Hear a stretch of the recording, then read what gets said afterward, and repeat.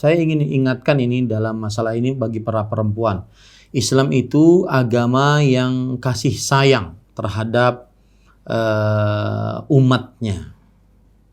Islam itu agama yang tidak menzalimi penganutnya. Islam itu sangat proporsional, sangat adil. Ketika Islam memerintahkan dan mewajibkan para perempuan untuk melayani suami, maka sang suami wajib untuk menafkahi istri.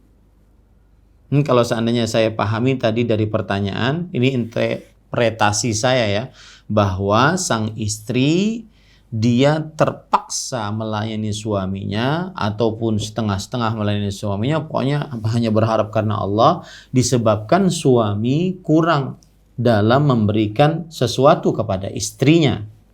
Kalau memang ini terjadi, lihat ya bahasa saya, kalau memang ini terjadi, karena saya sering ditanya dengan pertanyaan seperti ini, saya disuruh untuk minta klarifikasi. Ustadz, itu kan pertanyaan dari perempuan, coba tanya dulu suaminya.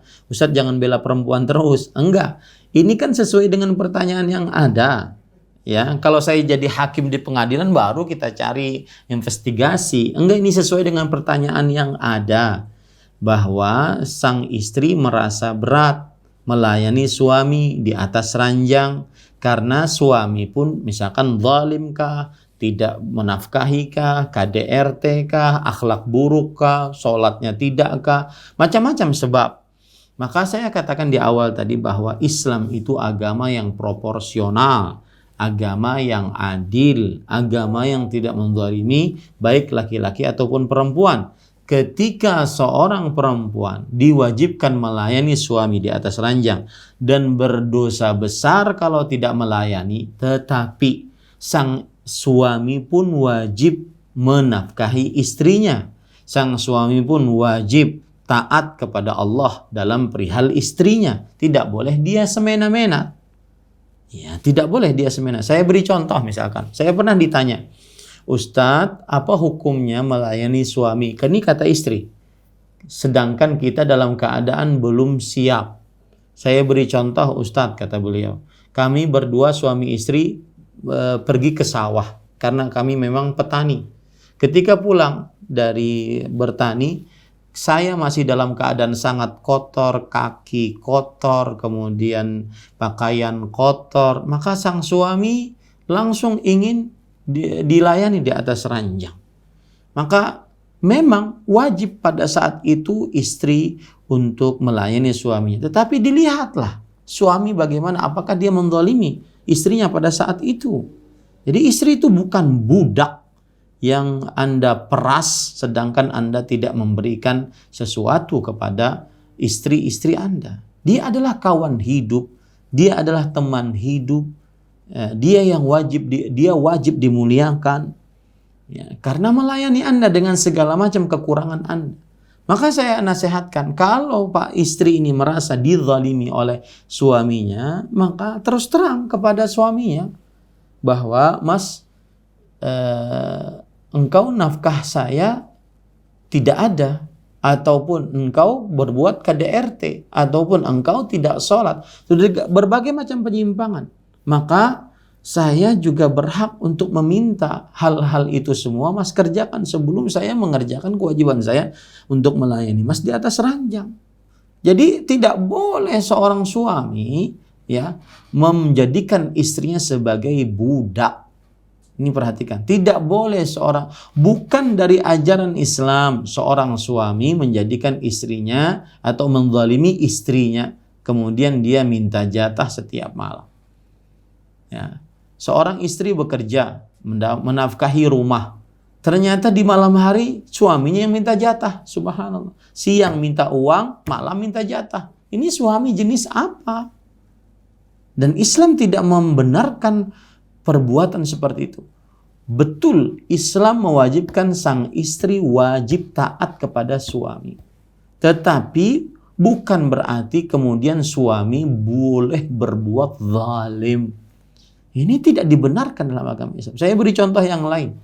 Sang suami mengatakan kepada istrinya, sudah kamu yang penting kamu taat kepada saya. maka niscaya kamu akan mendapatkan surga. Adapun perbuatan saya, maka itu bukan urusan. Kenapa berkata demikian? Karena sang istri menasehati suaminya, jangan selingkuh, jangan berzina, jangan main wanita. Ini bukan masalah poligami ya. Jangan selingkuh, jangan berzina, jangan main wanita yang tidak halal untuk kamu lakukan.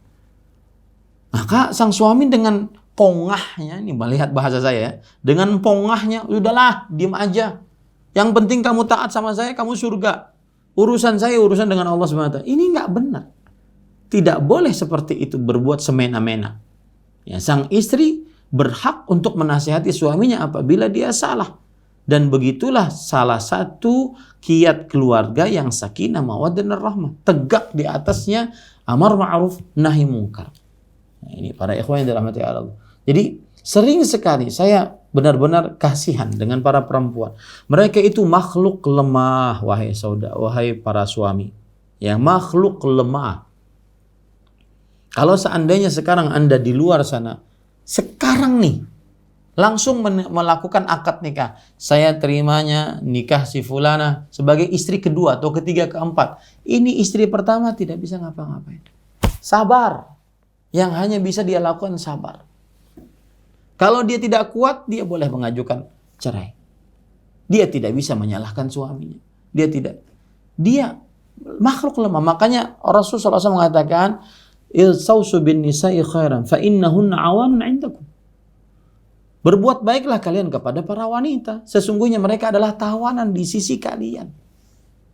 Ya, mereka kita nafkahi, makan dari harta kita, minum dari harta kita, berpakaian dari pakaian harta kita, dan seterusnya. Kemudian kita seenaknya berbuat zalim, tidak menafkahi, melakukan KDRT, maka saya pesan kepada ibu yang bertanya tadi, sepertinya beliau menahan rasa tangis, ya. Islam adalah agama yang adil proporsional, tidak menzalimi hambanya. Seorang istri wajib untuk melayani suaminya di atas ranjangnya.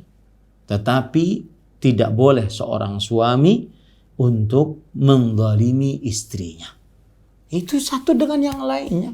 Lihat Allah berfirman, "Ar-rijal qawwamuna 'alan nisa bima faddalallahu ba'dahum 'ala ba'd wa bima anfaqu min amwalihim." Laki-laki pemimpin di atas para istri. Disebabkan Allah meninggikan satu dengan yang lainnya. Dan disebabkan nafkah yang suami nafkahkan kepada istrinya. Nah, begitu baru keluarga yang benar. Ya, ini para ikhwan yang dirahmati Allah. Wallahu a'lam. Nah. Terima kasih. Jazakumullah khairan wa barakallahu fikum. Video ini dibuat atas partisipasi dari donasi Anda. Semoga menjadi amal jariah bagi Anda semuanya.